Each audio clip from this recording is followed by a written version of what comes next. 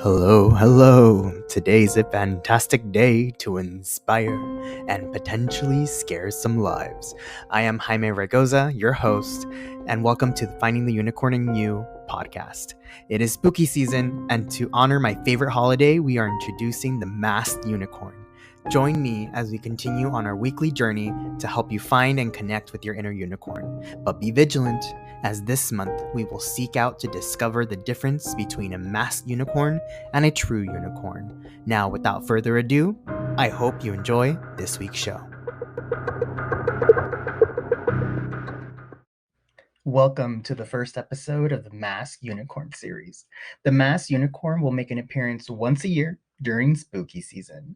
You will notice that once they appear, the questions will differ on my interviews, and guests will begin to talk about what they feel is a masked unicorn. So let's get to the nitty-gritty. What is a masked unicorn? A masked unicorn is an individual that portrays themselves as a regular unicorn, but in reality, they are not. This can be individuals who say one thing, but then do another. It can be individuals who demonstrate toxic leadership, have ill intentions, or other things of that nature. In episodes 14 and 15, I will be discussing more about the concept of the masked unicorn. But starting episode 16, that's when the real fun begins. So listeners, as you listen to the rest of this episode, I want you to start thinking of what is a masked unicorn to you? Have you ever encountered one? If so, I would love to hear it. Feel free to send me an email with your masked unicorn story, or send me a voice memo recording on Spotify, or via email at raygozaconsulting@gmail.com. I will read your stories or play your voice recording in one of the future October episodes. All right, y'all. I hope you're excited for this because I am, and I hope you enjoy this week's show.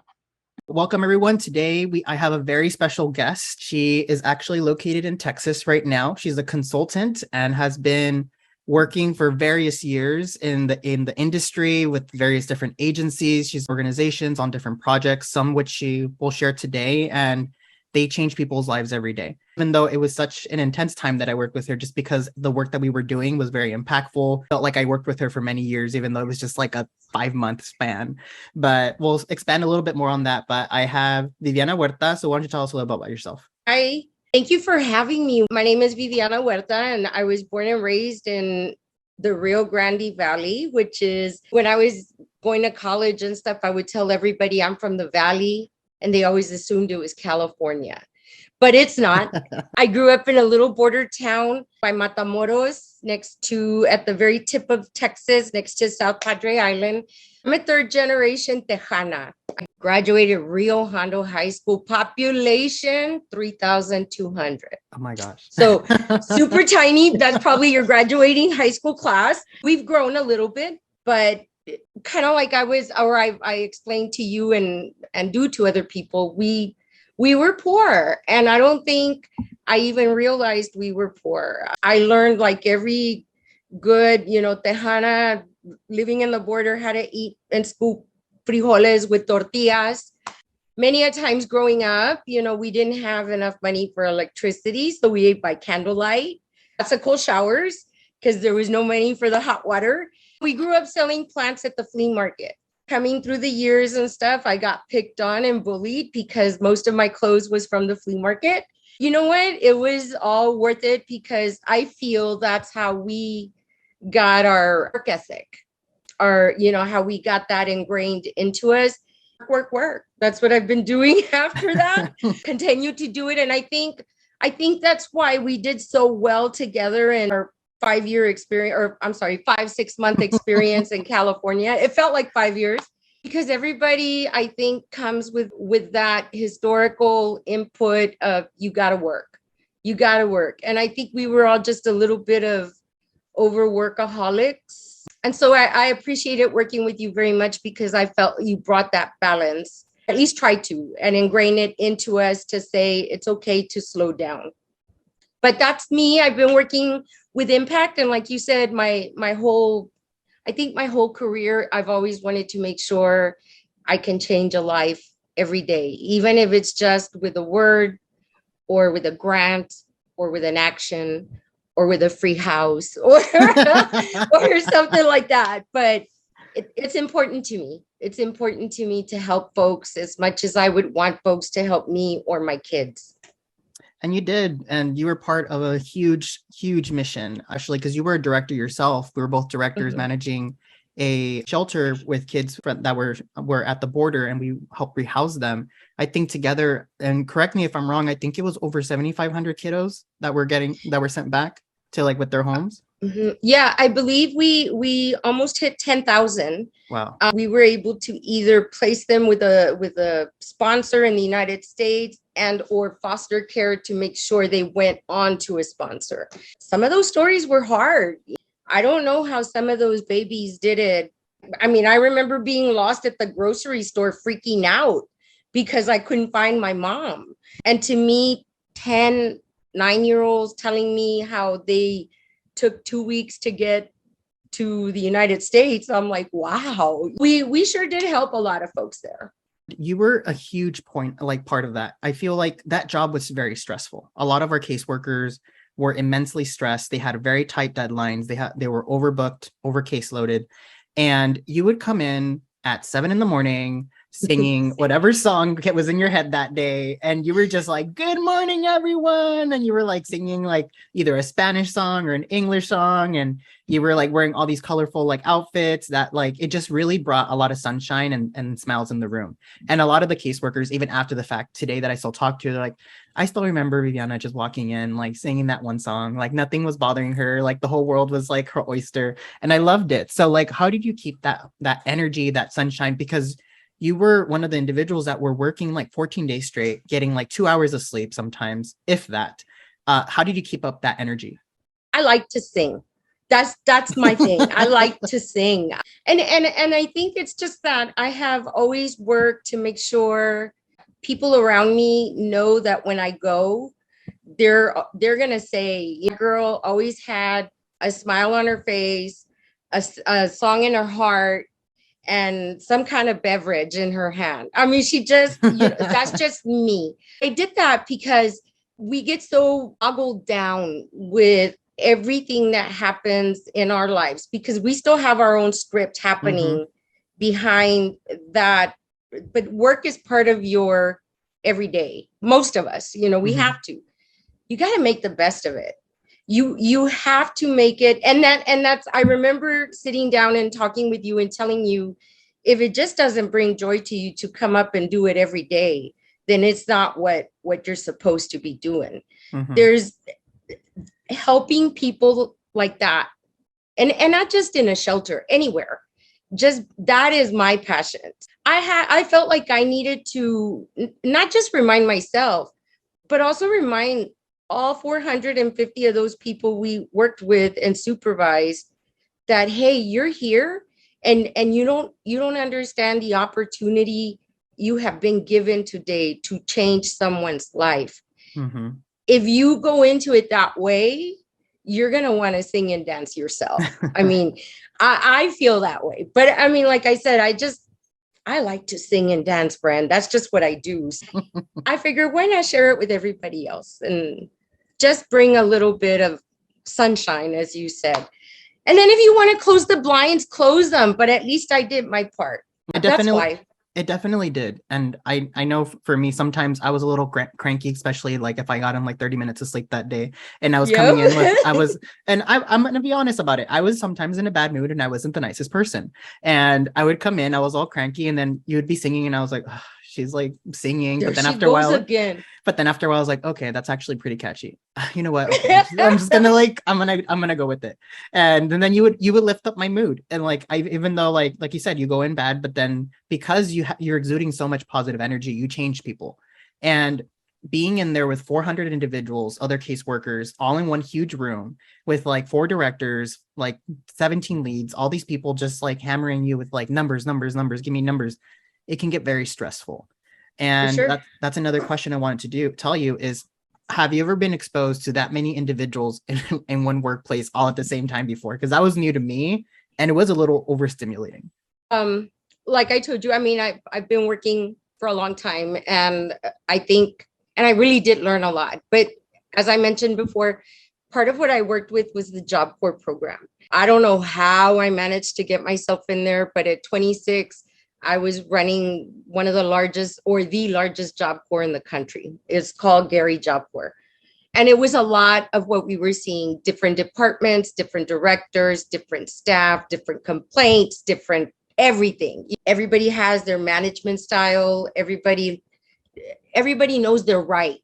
Dang it. And so everybody knows how they're running their stuff. And we had that there. So I did have to learn my style of communication with that person. How am I going to get what I need across to them and yet still be willing to compromise to get the job done? I had done that. And it is a 24-hour facility. So when I came in, I was like, wow, I don't think anybody knows how hard we're going to have to work to get this going. And so I felt I was an integral part of it just because I was able to say, look, Jaime, we're going to have to do like this. And you're going to have to work this hard for like just a little bit. And then once you get it and people, some folks were like, absolutely not. I'm done at 5 o'clock. I'm done. It doesn't work that way. It doesn't. And I feel like I was able to bring a little bit of that because of my prior experience. And by the way, I did Job Corps for like 8 years. And then I said, I'm never doing this again. And then I got to meet you in California. You did an amazing job. And I know that we used to have, I forgot what we called it, but I think it was like our talks every now and then where we needed to kind of like take a break or like, come take a walk with me. And then we would walk over to the little corner and we would just like talk and vent. And those helped me tremendous. I know I've worked with 800 individuals for a company before where I managed them, but they were never like majority of them were like working from home or in different buildings. And I would see them in increments. That was the first time that I was exposed all in one room, no walls, the rows and rows and rows of individuals. And then you saw them, they were lining up to my desk, asking me a million questions. And I was like, next.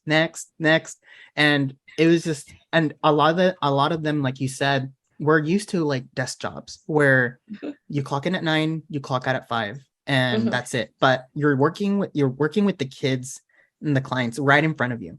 Like that kiddo is having a tantrum. That kiddo is having existential crisis. Like I remember I was supposed to be off at 6 that day. A 4-year-old tried to commit suicide. So then I had to go with mental health and leave till 12 that day. And what am I going to do? Sorry, I'm just going to go home. No, you don't do that. Right. You can't. So it's definitely a big change. I think one of the biggest challenges with that is the population that we employ. We're the majority of social workers, and there's nothing wrong with that. But when you go through the educational establishment, they're teaching you to build the rapport, get to know that client, get down to the root of it. You don't have that time with this type of population. It's go. And I think that was one of the hardest things I had to convey to some of the staff was like, I get it. I know you want to, like, you just want to hug the babies or whatever, and you can't. This is just, are they safe? Are they going to be with somebody who's safe? Are they exploiting them? Are they not? Are they, and it's so many little steps that have to go fast. And so I think that's a mental breakdown for some folks. Yeah. And so we had to play that role, I feel, you and I as directors and stuff, to say, okay, come, bájale, Yes. I guess it helped round us a little bit better for a leadership role in the future. Me for retirement, but you're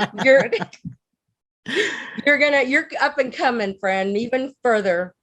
Thanks. I think I learned a lot from everybody. What would you say to somebody who wants to get in this type of field? Because this is working with people in crisis, because none of those, all of those kids were going through so many things. Either if they want to work with children or adults or teenagers that are in crisis or going through something traumatic, what are some advice that you would say as a case manager, as a supervisor, or just as an individual? What can they do to prepare themselves to be in that type of work? Well, like I said, it has to be your passion. It has to be what you love. And I have worked in so many different aspects of helping people in general, but where I excel the most is with young people. But Pomona is where I really felt that light come back on. So what would I say to young people? Feel the light. If you have that light, follow it. You're a firefly for them. You're gonna light the way for them. And if that's your passion, I guarantee you're gonna walk in there singing and dancing every day the way I did. That's what I love, to help young people. And I'll tell you what, maybe a little more spiritual, Vivi crazy from Texas. I really believe that you reap what you sow. You're gonna get it back. Mm-hmm. I have 3 wonderful babies. I am not a grandma yet, but if I am, I would like to think that my kids would bump into someone like me if they needed help. And so if you just put that out there, it doesn't have to be one of your own. It just has to be somebody that you care about. Wouldn't you want them to meet someone like you that would be willing to give them that hand up and not look at it as a handout? Give them some dignity, give them some respect, and then help them in the process. Why not? Nothing to lose and everything to gain. You got to look at the big picture. You got to look down the road. It can't just be tomorrow. It's got to be the long haul. Yes, you have to. If you keep looking at just what you're doing today, you're going to miss so many key aspects that you could have helped yourself or helped other people in the future. One thing that you started doing, and I was truly inspired, and I continued it when I started doing the program, was you were, and you didn't have to, because a lot of individuals didn't have to do this, but you actually brought caseworkers and you alternated to them seeing the reunifications happen. And I remember my first one, and it was amazing because you actually saw what you were reaping. You saw all of the work that you were doing, seeing the kids as numbers, and you're like, you forget, why am I doing this? But you actually took them to the site, and you're like, okay, you're going to see this kiddo get reunified with their parents after 10, 15 years. The tears, the joy, the running, like I'm getting goosebumps just talking about it right now. I was trying really hard not to cry. Yeah. And like I would see the caseworkers and yourself, and you did something amazing just by showing them. And you would always see the people that as you came back, they were like inspired, or like, can I work 5 more hours today? And ever since Job Corps and on, I believe you always begin with the end in mind. Because if you don't know what the end is going to look like or be like, how are you motivated to even try to get to the end? And I didn't think it stuck out with anybody. I just thought that was normal, that I want to go, but it's amazing. When parents showed up wearing homemade t-shirts with a family portrait, the 7-year-old I just walked over there was months old in that family portrait. And they're finally getting back together. It was just wow, just wow. And for my case managers, and don't get me wrong, sometimes I had to say, like, okay, 20 of you cannot go, maybe 5, maybe 10. Because you don't want to make it's not a parade, but just to be able to share that with them, for them to be able to see. I didn't get a warm meal that night because I had to stay and work, but wow, look what we just did. And we did that, and nobody can take that from you. That's the work you did, kind of like your education. Nobody can ever take that from you. So I feel like I said, if we just begin with the end in mind, almost in anything in life, you'll be okay. Completely agree. And that was truly amazing. So switching gears a little bit, because I think one of the main reasons that you're so wonderful is because you also come in with a different perspective. You were born and raised in Texas, and then you were just planted in California for a few months. How was that? Was it a culture shock coming in as a Texan into California? They're like, what the heck is this? Where's my Whataburger? Like, oh my gosh. Yeah, it was a culture shock. I think I was a little bit jealous. And not a little bit jealous. Growing up Texan by the border, and I don't know if it's the same in California because I didn't feel it was that way, but you always strived or worked to make sure everybody knew you were American. There was a lot of self-hatred instilled into you growing up to make sure you assimilated enough to be American.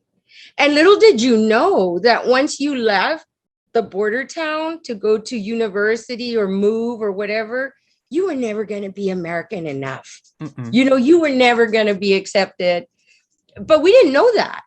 So and maybe that's why I always sang Spanish music and stuff, being, there with you in California, because I didn't learn mariachi music or any of that until I left the border town. There was no sense of pride. And because we Latinos do have a high dropout rate in both high school, college, etc. When I came to college here in San Marcos, which is between Austin and San Antonio, very first thing they told me in the dorms was, "Oh my God, how did you get that tan?" And I'm just thinking, I'm like this, Oh my God, you have such indigenous bone structure.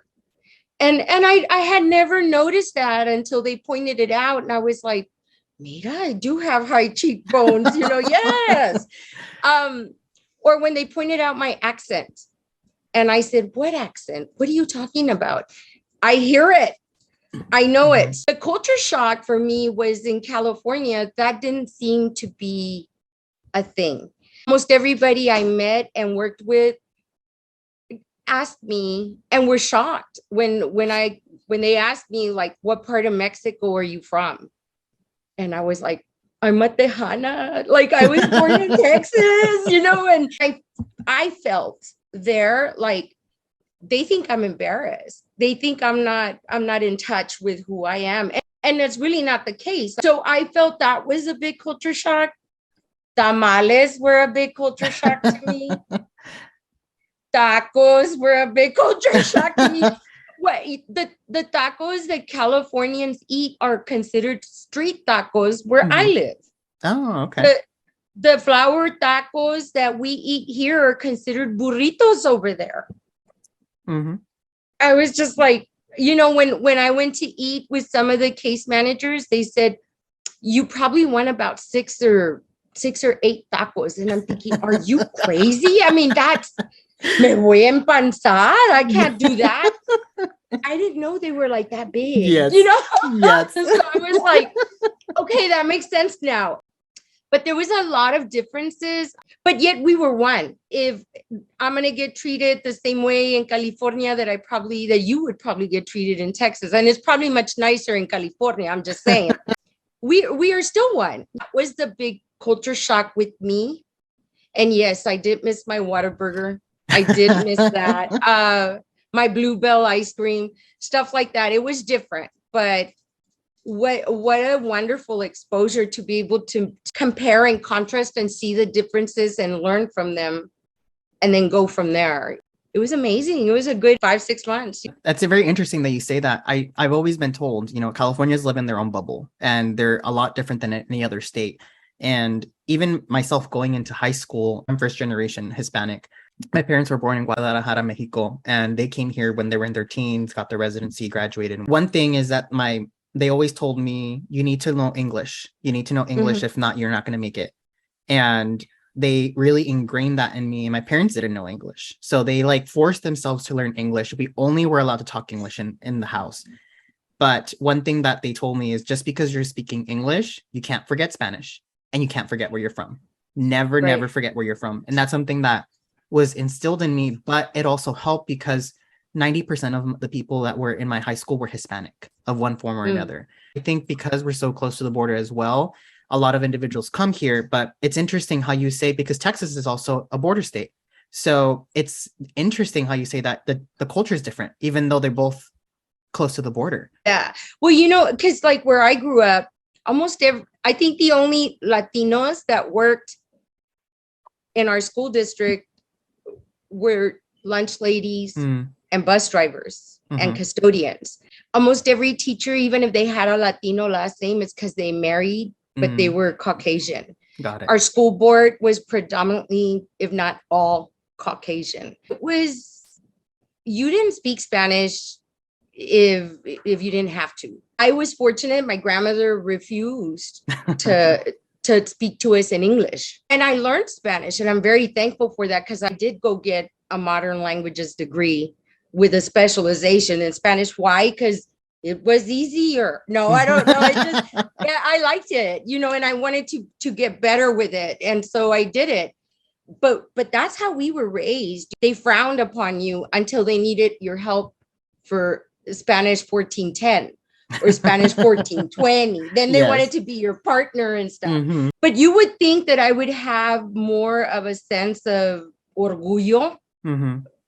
And Yeah. that came with time because of the way the environment was growing up, because that's how we were raised. And so you have to deprogram that Mm-hmm. to be able to be tolerant, accepting, appreciative of the gift that you have, the talent that you have, being bilingual, trilingual, and to understand the cultures. And I'll tell you what, Tex-Mex is a language in itself here in Texas. And the kids would tell me in Pomona, Miss, I like, why do you change from English to Spanish? Porque así I talk to everyone, and they were like, and I was like, yeah. And I had people that would tell me, I don't speak Spanish, but that's okay because I talk to everyone like that. So no worries, and they would just like, oh Lord, yeah, because, but at the same time, I meant like being that way, doing that way, it makes me feel a little insecure in the professional world because that's just who I am. Mm-hmm. That's just my personality and who I am. And I'm proud of who I am. But then they'll put me in meetings with executives and stuff, and I can't be that person. I'm supposed to put on a different hat. And I can't, because that's not who I am. So take it or leave it. And I think I would always tell all of you, what you see is what you get. That's it. I'm just a humble, Tejana from the valley who managed to get a little degree and wants to spread a little bit of joy and change a couple lives. That's just who I am. What you see is what you get. But that is what makes you great, because I remember there's times where we're having a meeting with everybody and then people were like sugarcoating everything with me. I was like, how bad really is it? And I was like, Viviana, tell me how bad it really is. And you're like, well, friend, it's like this. This is like this. And I was like, perfect, because sometimes you need to get through that. I was like, we're in a rush. I don't have time for you to say, well, it's because, like, don't beat around the bush. Just tell me how it is. And you were always like straight, you were vulnerable. And you didn't tell me the answers I wanted to hear. You told me what the things I needed to hear, and at the time people, they get scared, they get intimidated because they're like, wow, she knows exactly what she's saying. But you need to take that to heart and be like, I need to learn from her. I need to gain that insight, because that's what's going to help me succeed. And I think that what you have, not many people have that. So that's super, super special about you. Thank you. And it usually gets me in trouble. I think it's because people aren't used to it, and they're intimidated by that. So I think they want to shun your light, but you said you need to ride that light up and spread it with people. Mm-hmm. I've told you many things why I think you're a unicorn. So why do you think you're a unicorn yourself? What makes you special? That's real hard, especially I think the way that, kind of like I told you, the way we're raised. And I know I started talking to you a little bit about it, but I learn, evolve every day. And I've learned to start listening. So my 12-year-old, because I have a 12-year-old, Angelica, she comes and sits down next to me and she's crying. And so there it is. That was my reaction. I was like, what's wrong? What happened? Who do I need to hurt? Where do we need to go? And I remember she just looked at me and she's like, nothing's wrong. And I was like, then why are you crying? And she said, because I'm just crying. There's nothing wrong with that, Mom. It's just tears. It's not a big deal. And that just like blew my mind because I'm thinking, I've always been taught, and I think it's cultural, Jaime. I think it is. I remember my mom telling me, you want a reason to cry? Let me give you a reason to cry. Yep. And so I had to explain to her, I was like, look, it's just that I have been taught that you don't let anybody see you sweat. Mm-hmm. You don't give anybody the satisfaction of seeing you cry. You have to forge forward. You're better than that. You don't do that. And for you to just sit here and tell me they're just tears, it's not a big deal. It kind of lit the switch and said, Viv, she's right. It's okay to cry. And so I think what would make me a unicorn is that I'm able to learn and open myself up, be vulnerable to the idea of being weak, giving myself permission to be weak, and giving myself permission to be who I am and still think, chingao, Viv, you're a chingona, go get it, girl. I mean, and I think if anybody takes anything from me, take that. Give yourself permission. Because you know what? I meant not just any Juan Miguel or Tommy is going to go and get a doctorate degree or be able to even do it, or help a kid reunify, or just make somebody eligible to pay their rent or help them. Take that little bit. I feel my specialty is to remind you that it's okay to give yourself permission to be vulnerable, to be weak, to feel disappointed, and still get up and go. Because and I don't know, I'm just gonna tell you, ta cabrón. Sometimes it's hard. It is. It's hard to be strong all the time, and it's hard to even let it go. I think it took my 12-year-old. I was like, you know what? She's going to be brilliant, like her mother. No, I don't know. Well, she gets that from you. So you obviously instilled that in her. So compliments to you for allowing her to be, to even allowing you to say that. Yeah, it was like I said, mind blown. I was like, she is right. You just grab a piece of tissue and you get it all out, and it doesn't make you weaker. It doesn't make you, like we were raised. And I had to explain that to her. I said, you have to understand, your grandmother would have been like, what's wrong with you? I said, it's just, but you're right. They're just tears. It's just, so I don't know if that answers it, but I think it does. I think that would be me. Yeah. And I would have to 100% agree with it. I think allowing yourself to have a good day, or allowing yourself to have a bad day and knowing it's okay. Tomorrow's another day, friend. Exactly. Mañana empieza de nuevo, and you get another shot. Exactly. And like I tell the girl, it's like an etch a sketch. Shake it up. Yes. Start again. Dale. So it's a clean slate. So, and that's beautiful. I think the way you said it was amazing. And you're surrounded by so many different people, and you impact a lot of people. There you go. So what are some qualities you see in other people that you're like, oh, these are unicorns. These are people that are rising, are going to do good in life, or these are the people I want near me because I want to be able to learn from them as well. I think California exemplified it quite a bit. I love a learner. I love a sponge, somebody who's going to let me pass on what I have learned to them, and then let me learn from them in the process.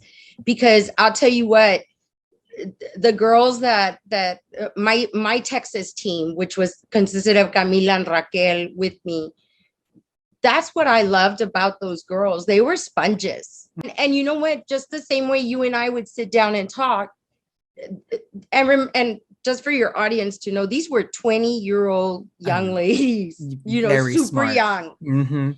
And I sat down and talked with them and said, let me explain to you. And they didn't have to sit down and listen, but they did. So let me break down what this contract is saying. An FTE is a full-time employee. The contract calls for yada, yada, and they sat there and took their notes or whatever. Well, one of the tasks we had to do before we actually got on the floor and worked with you guys was to recruit staff. Camila, I tell her, I'm going to take you out and do old school recruitment. So we put beautiful flyers together, went to several of the neighborhoods. I don't even know if I was in good neighborhoods or bad neighborhoods. That was the beauty of being a Tejana in California. But we went out there, right? And we went to several of the Latino neighborhoods and stuff to try to get youth workers, case workers, all that good stuff. Camila says, Viv, I think we're working too hard. Let me show you something. And she sure did put a barcode on those flyers. And we sure did go to all these restaurants and stuff and put it on the tables. And all people had to do was scan that barcode, and it would take them to the link to apply. And I'm just thinking, I would have never thought of that because I'm 50 and you're 20. But wow, like, wow. And what I respected them for that. But what I liked the most was that when it came down to learn, teach me, Viv, tell me, how do I help this kid get there? Tell me, that's the circle I want. That's the circle I want. Because if you're willing to learn, you're not afraid of me. You're not intimidated by me. You're empowered by me. And I want to be empowered by you. And if you can give me that, it's a lot of give and take, but wow. I mean, that's continued growth, continued learning. That's essential for anyone to be successful. And maybe not just career-wise, life-wise, because I learned from those girls and they're only 20. And if I was anybody else, I would have been like, they're 20. What do they know? A lot. They know a lot. They did. So it was great. It was great. That's who I would put in my circle. That's great. And I agree. They started a month before me. So anybody else would have been like, I know more than you because I've been here longer. But no, they would like, I would bring up an idea. They're like, that's interesting. Oh, let me try that. And they would constantly be doing that. And then they also would say, you know, what you're doing there, what if you try it this way? And I'm like, that's a very good idea. And we would teach each other things. And what they have is very rare because they were good with Excel. They were good with PowerPoint, with Microsoft Word, with the computer, with numbers. That is so rare to find nowadays, especially with people their age. They don't teach that in high school as much. Yeah. So the fact that they took the time to learn that and to like respect, and they were working with people three times their age over there, you know, and they were surrounded by it. And then it was like they were leads, and they had to then manage those people. So it took a lot from them. So they're amazing unicorns themselves. For real. And just the fact that some of the folks they were supervising had 3 times the education, and they still commanded respect because they knew what they were doing. That's the type of folk I want to be around. The paper impresses me just because I know how hard it is to get it, but it's not necessary. I'll respect somebody who's going to show me, look, I can do this, and let me show you how I'm going to do this. Wow. That's the folk I want around me. Exactly. And for those listeners, you don't need a degree to be successful in life. Right. And if you have a degree, it doesn't make you better than anybody else. And there it is. So there it is. Respect is earned, not just given out. Yep. Exactly. Just because you have a degree doesn't make that you're like, oh, I'm the head honcho or the head honcha here. No, respect is earned, and you need to be humble no matter what level you are. And if you're going to get a degree, do it because you want to work on self-improvement. So then you can give back, not because you just want a title. Yes, exactly right. What do you think your biggest challenge in your life, whether you've had or just in general, even in Job Corps before, or even in your personal life, what was the biggest challenge or life lesson that you think you had to learn? I had to learn to let people help me. Oh, that's so hard. Ooh, yes, I'm used to doing everything by myself. I have a lot of people that depend on me, but I've had to learn to say, yeah, maybe I can't do that all by myself. I'll tell you what, the biggest challenge for me, and I'm not getting political or nothing, but thank goodness for loan forgiveness. Because as I mentioned at the beginning, growing up, you know, our bills were paid by us making plants, making them literally, like cutting and sticking them in dirt and using the old Folgers coffee cans and nailing holes at the bottom for the water to drain and stuff. That's a lot of work. And and our bills would get paid because my dad and my grandfather went to the flea market in Mercedes. My mom and her friend, my grandmother and her friend, would go to the flea market in Far. And then my older sister and another relative would go to the flea market in Brownsville. And we were there every Saturday and Sunday. And the money that you made from each of those locations was what was used to pay electric, water, food, etc.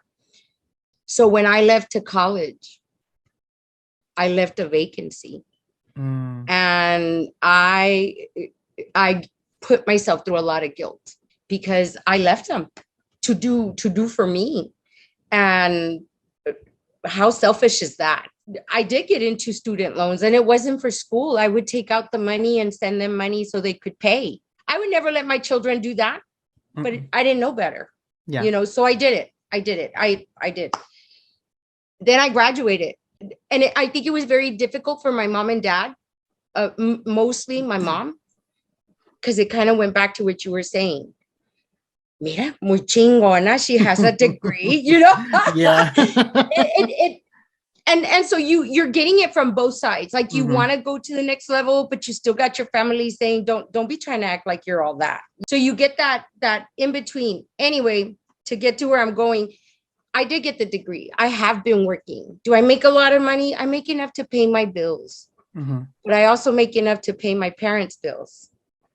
And that's where like you said, what's the hardest thing for me is to be able to say, sometimes I need help. And I've, thanks to my 12-year-old, I've learned to give myself permission to just sit there and cry and say, holy moly, how am I going to do it this month? But I got this. Because I'm Viviana, and Viviana, I'm always good. I'm always going to be okay. I got this. It's okay.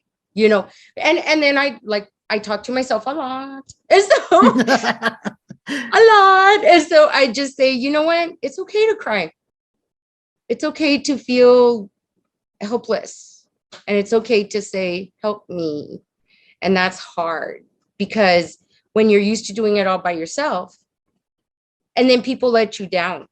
And so you have to come in and say, okay, Viv, they let you down. It's not the end of the world. You're going to be okay. Levántate. Sing a song. And there you go. And so I do it, but that's the hardest thing for me, Fran, is saying, can I vent? Can I get just a little bit of help? Just something. I'm so busy helping everybody else that sometimes I forget. And so I have to reel myself back in and just do that, And that's such a hard lesson to learn. I struggle with that all the time, where you have all this knowledge and like there's a saying, fish for a person and they'll eat for a day, but teach the person how to fish and they'll eat for a lifetime. I keep forgetting that, I have all this in here, but I need to make other people like me around me so that they can succeed and they won't need me as much anymore. Then that way I don't let people down. And then when I need the help, they know exactly how to do it. So then they can come help me. And I think that's part of leadership and shaping people around us and sharing our knowledge is, it's not that we're going to become less valuable. If anything, people respect us more because we're willing to share the juice. We're willing to make other people better. And our legacy continues that way. No, I agree. And I think it goes back to what we were talking about at the beginning, being able to hope that the people that are important to us, including us, meet other folks like us that are willing to help. The hard part is saying, help me. See, because people are willing to help. But if you're not willing to admit to some of your lesser strengths, to some of your weaknesses, they don't know you need the help. And again, I don't know, for me, I feel like it's cultural because we always have to work harder. We always have to run faster. I feel that way. I don't know about everybody else, but I do. For me to stand out or I have to be twice as good. So it's hard to say, hey, I might need a little bit of help with that. And then all those insecurities kick in and stuff. And lots of people are out there willing to help. El chiste is to say, help me. As Hispanics, we always have to try double the work, no matter what. I remember one of my first jobs, I worked with all Caucasians. And it was a case management job. And newbie, I'd just been there for a week. And they were teaching me how to do this report. And I just didn't get it. And then one of the supervisor there, and she said, Hispanics are always so bad with technology. And then I was just, oh my gosh. So I took my computer home that day and I learned how to do everything so that the next day when I came in, she's like, okay, I'm here to train you. And I was like, oh, I already know how to do it. I already finished the reports. I actually finished the reports for the rest of the month. And then she was just like, oh, who did that for you? I did it myself. I taught myself because you didn't want to teach me. And, Yeah. I don't want to be another lazy Hispanic. And I just walked away. But it's just like those little comments and those little things that they get ingrained in us by society, that we feel like we can't stop. We have to keep with that hustle culture. And even at home, I didn't have, and you probably have this, growing up, I didn't have the privilege of having a Sunday where I just sleep in. No, I No, I needed to. worked at the flea markets. Exactly. I had to be up by 6, helping my dad with work. I had my mom, and if we didn't have work, I better be up by 5 to clean the house. Mhm. There was like all of these different things. If I Oh wanted my to, gosh. I have never felt the fear of Jesus except when my mom would come home and I hadn't washed the dishes.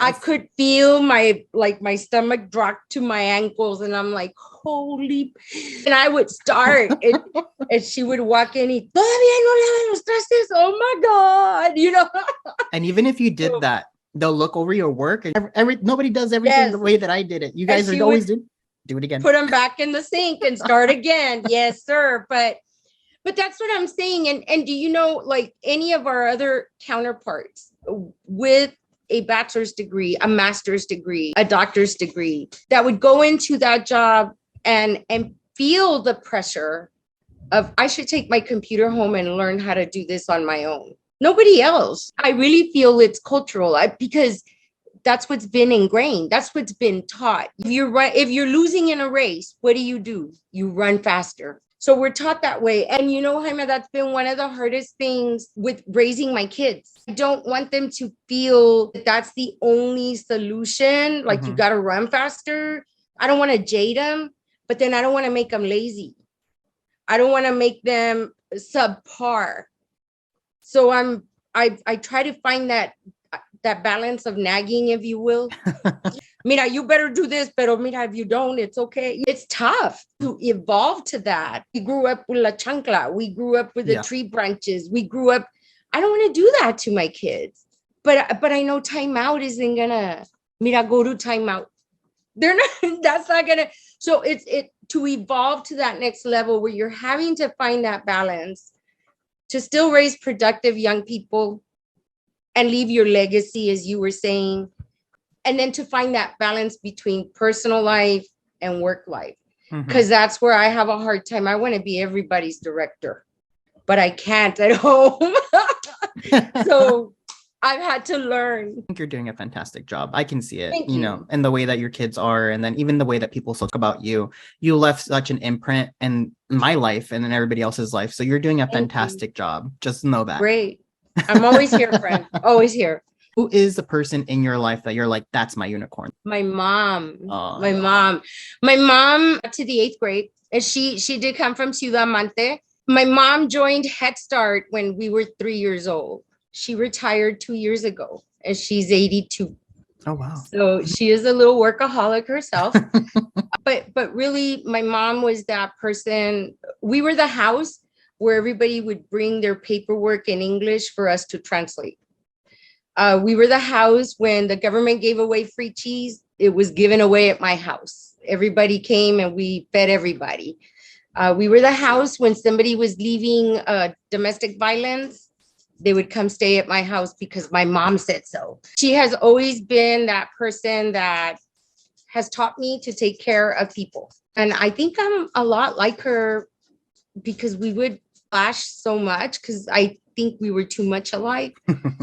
But I think it's because that's what I learned from her. She is my unicorn. I mean, she's, as the song says, the wind beneath my wings. So if we think about the unicorn flying, she blowing. No. She's always put that example out there. And I just admire her because without a high school diploma, got a GED. And like I said, she's 84. Back in the day, the training was to be a cashier. She got a training certificate to be a cashier. And those little bitty milestones, they were big for her. And they were nuggets that she put there for me to say, do better. Go beyond that. You can do this. So to be able to turn around and help her now, such an honor for me because I'm giving back a little bit of what she put out there for me. because I was not supposed to even get into college, friend. My high school counselor wanted me to be an auto mechanic. And you know what? I should have done it because I could save on the oil changes. But it was my mom telling me, I think you could do a little bit better. Dale. When I did cheerleading, she sure did go to cheerleading camp with me. And I remember feeling so embarrassed, like, Mom, sit down. Now that I'm older, I'm like, wow. My mom was there. Yes. How cool is that? Nobody else's mom goes and stuff. All they want is, are you going to go see me at the game? My mom went to camp and she's sitting there doing jumps. And that's so cute. And it was beautiful. Yeah, she's my unicorn. She's the one. And those are the little moments that you remember, because those are the ones that impact you. And you're like, that made my mom a wonderful mom. Yeah. Yeah. And I'm just lucky I still have her around. I'm at that age where people lose their parents. So, every month, as soon as I can, I'll send her roses. I was doing it up in California too, because I remember you're like, you were working on something and I was like, what are you doing? Oh, I'm sending my mom flowers. And I was like, oh, okay. Yes, it's what I try to do every month or something, just so she knows, because I live 300 miles away from her. That's my girl. I mean, oh, that's amazing. And I love what you're doing for her. And I think I know she appreciates it. And she did a wonderful job with you. I've got my flaws, friend. We all do. Perfect. So we all do. I think if anybody thinks they're perfect, they're too narcissistic. So as we're wrapping up, if you can give one piece of advice that you want people to leave with today, what would it be? Always remember, tomorrow is another day. You get a chance to do it all over again, and do it with the improvements, and do it with the things you wish you had done that you didn't do. You always get another chance. And as long as you do that, no regrets. Don't ever skip something that you're going to say, dang, I should have done that. Do it. No regrets. You have nothing to lose, everything to gain. And as they say, it's better to reject an opportunity than to never have it. So always say yes and take it. I love that. Learn. Well, this has been such a pleasure. I learned so much. I'm telling you, you like inspire me just by listening to you, and your laugh and your energy is so contagious. Like, I just want to like bottle it up. And, whenever I'm feeling down, just pour it all over me. Like, you're so amazing. You're such an amazing person. Call me, friend. Call me and we'll talk. Thank you so much for letting me share with you. And I'm so inspired by you too, because I don't know that I would be able to sit down and do a podcast. And yet you just picked it up and said, hear me, watch me. And your messages are so important. And so I thank you for sharing that. I catch myself breathing. I catch myself doing that. Meeting you, I really believe, just to finish up with you, everybody meets for a reason. Yes. No, you see the whole, it's a lesson. No. I feel you meet somebody because something, you're going to bring something to it. Mm-hmm. And as wonderful as you have made me today by saying, you did this, believe you me, you did the same, because what an honor to have met you and to still have a friendship with you, and just to see you go for the next one. And if there's anything I can ever do, even if it's to sing a song to you across the radio, across the telephone or whatever, let me know. I got you. But thank you so much for including me, and keep up the great work. You're amazing. Thank you so much. And I think we just inspire each other. And I'm so grateful that I met you. And, I do believe that we all meet for a reason. And I'm so grateful that we were able to keep the communication going and still be able to talk, because I still feel like I can learn a lot from you. Yeah. And say it with me. And there it is. And there it is, friend. And there it is. Well, and if anybody wants to like follow you, or if they have a question for you about your general field, is there a place that they can reach out to you? Friend, I think the only place would be the LinkedIn. I'm in there. I'm part of Impact Strategic Consulting. Awesome small business, a minority-owned small business, which is important to me. But yeah, I'm there, and anything I can do, please, by all means. Or call Jaime and he'll let you know. No, I'm just kidding. Let me know anything I can help with. Perfect. Well, thank you everybody for listening in. And as Viviana's catchphrase, and there it is, friend. And there it is. We'll talk soon. Thank you.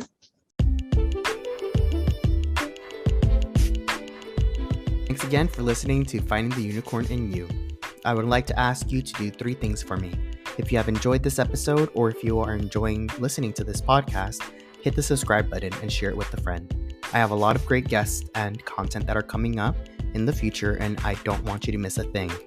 2, if you have any comments, suggestions, or feedback that you feel would make this podcast better or more engaging, or if you would like to be interviewed for a future episode, feel free to shoot me an email at raygozaconsulting@gmail.com. Lastly, if you like this podcast and would like to support it, we are accepting any donations to help sustain future episodes. There is a link in the description of this episode. Feel free to click it and to donate anything from a cent to your heart's content. All donations are truly appreciated. Thank you again, and see you next week for next week's show.